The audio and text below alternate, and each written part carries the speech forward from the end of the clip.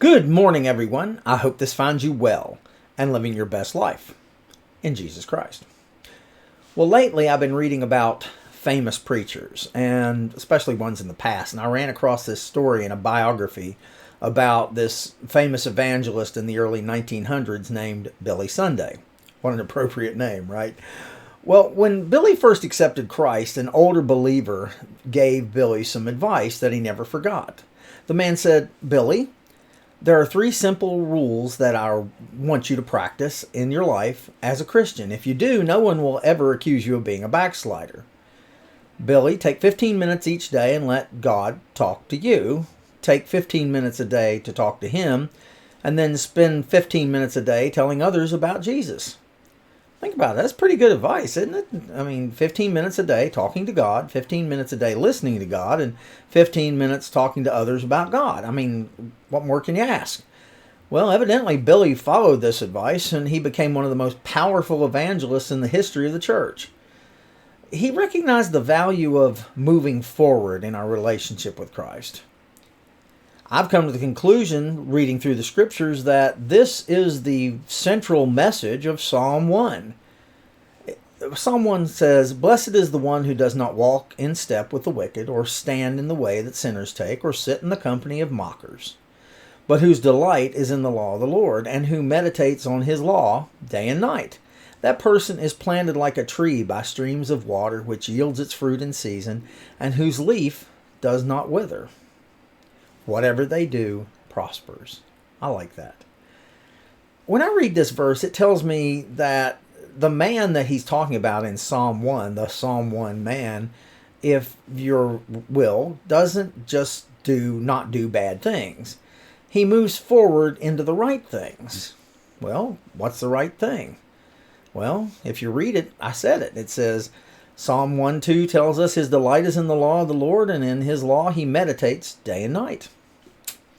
Note that the verse doesn't say that this is the man's drudgery is the law of the Lord, or that his duty is the law of the Lord. No, Psalm 1:2 tells us that his delight is in the law of the Lord. He delights in God's will.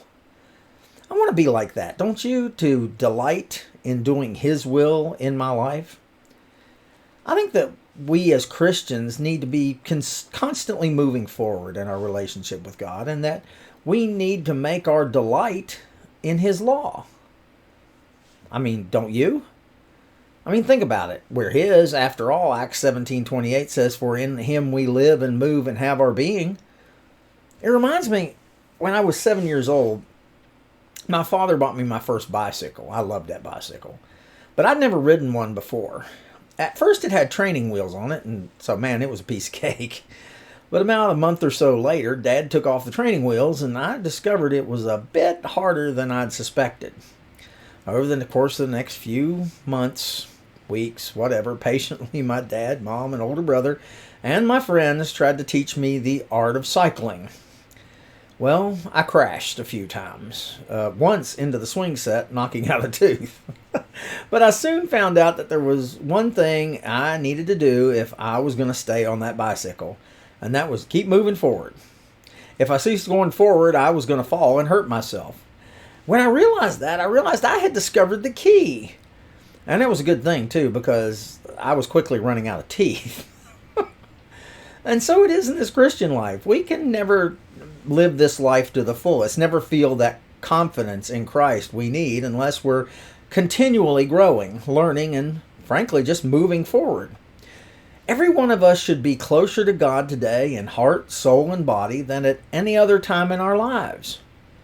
Well, are we?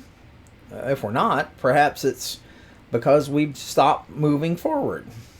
Is it possible we're looking back a bit too much and dwelling in the past? Or perhaps we're not studying enough or not attending services when we should?